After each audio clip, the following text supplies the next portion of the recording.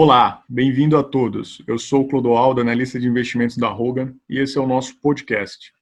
Nesse episódio, vamos fazer um bate-papo com a nossa diretora de investimento, Priscila Araújo, sobre o fundo Hogan Absoluto no mês de julho de 2020, debatendo como foi o mercado, o desempenho e as perspectivas. Então, Priscila, gostaria de ouvir, por favor, os seus comentários sobre o mês de julho e o cenário que estamos vivendo. Olá, sejam bem-vindos a mais um podcast mensal do Hogan Absoluto. Esse mês de julho foi marcado por uma evolução do cenário mais positivo do que se imaginava no auge da crise em março e abril. A gente teve a recuperação da Bolsa depois do quarto mês consecutivo. Domesticamente no Brasil, a gente teve uma melhora do ambiente político, fechamento da taxa de juros de longo prazo, uma revisão das projeções de PIB e das empresas para cima, depois de terem sido revisados fortemente para baixo, logo no auge da pandemia. O início das discussões sobre as reformas e aqueceu mais a discussão da reforma tributária e um aumento da discussão, que é a grande preocupação do mercado, sobre a política fiscal e a situação fiscal do Brasil no médio e longo prazo. Para a Bolsa, o fluxo continua muito forte, a gente continua vendo uma migração muito grande dos recursos da renda fixa para a renda variável, especialmente da pessoa física, em função desse cenário de baixíssima taxa de juros que a gente está vivendo. Boa, muito bom. Como está sendo a estratégia do fundo absoluto a partir desse cenário, Pri? A gente continua com a cabeça muito parecida com o que a gente tinha no mês passado, e a gente já discutiu.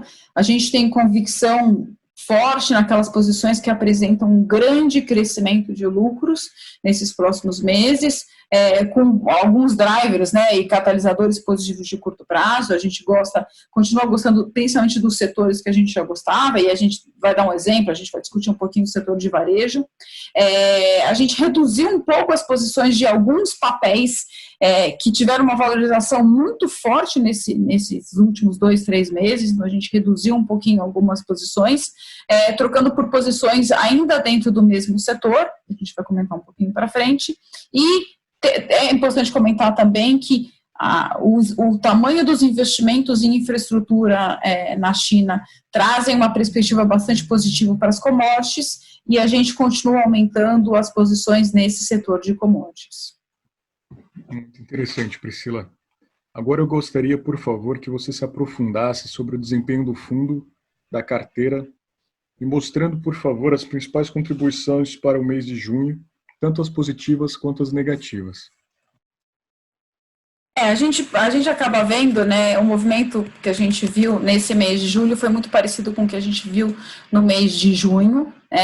A carteira rendeu nesse mês de julho 2,2%, a gente está com acumulado no ano até o final do mês de julho em 4,4%, contra uma bolsa caindo 11% no ano. As principais contribuições positivas que a gente viu em julho foram, como eu comentei, parecidas com o que a gente viu em julho, vieram basicamente dos setores de varejo e de tecnologia. A gente comentou bastante no mês passado sobre a nossa posição de Globan, que é uma das maiores posições da carteira, uma posição de tecnologia listada fora do Brasil, de uma empresa que foi fundada na Argentina, e a gente continua tendo as contribuições bastante positivas no setor de varejo, principalmente de Magazine Luiza e Mercado Livre. Do lado negativo, o que a gente pode destacar foram as contribuições negativas de alguns shorts da carteira, lembrando que a gente teve um movimento bastante forte de valorização do mercado como um todo no mês de julho, então, em termos absolutos, algumas posições shorts contribuíram negativamente para a carteira, e vale destacar aqui o short em Localiza, apesar da gente estar comprado em Movida, o que a gente ganhou em Movida não chegou a anular totalmente a nossa perda no short em Localiza, e o short em Cogna também foi uma contribuição negativa nesse mês de julho. Com relação às exposições da carteira, quais foram as principais mudanças que ocorreram durante o mês? Tá. A gente comentou um pouquinho, de algumas posições que a gente acabou reduzindo o tamanho das posições em função do valuation bastante esticado. Então aqui vale mencionar um pouco Magazine Luiza e também Mercado Livre, que foram posições que a gente reduziu no setor de varejo, trocando por posições que tem outras opcionalidades e parecem com valuations menos esticados, como uma loja americana, Arezzo, Carrefour e Ering, foram posições que a gente adicionou nesse setor.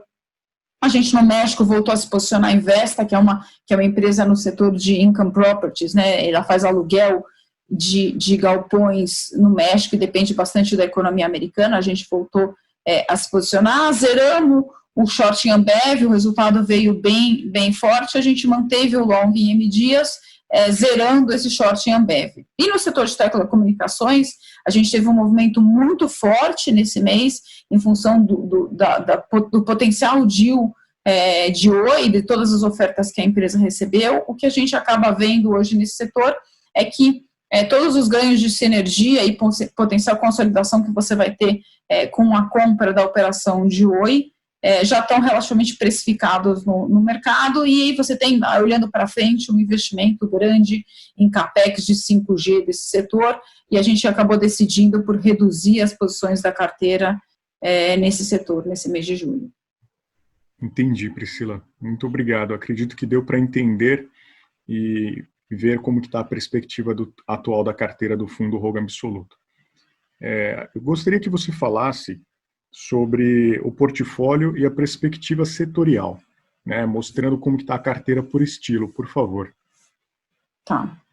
Assim, olhando em relação às exposições, a gente, como eu comentei, a gente comprou um pouquinho mais de México, mas a grande aposta continua vindo de Brasil, então a gente tem uma posição comprada, basicamente vindo de Brasil, lembrando que o fundo busca o retorno absoluto e que o quanto ele fica comprado em relação a quanto ele fica vendido depende da quantidade de oportunidades que a gente está vendo nesse mercado, e a gente vê muita oportunidade de posições compradas nesse mercado. Então a principal aposta, assim, setorialmente falando, e de acordo com a própria política do fundo, é em Brasil.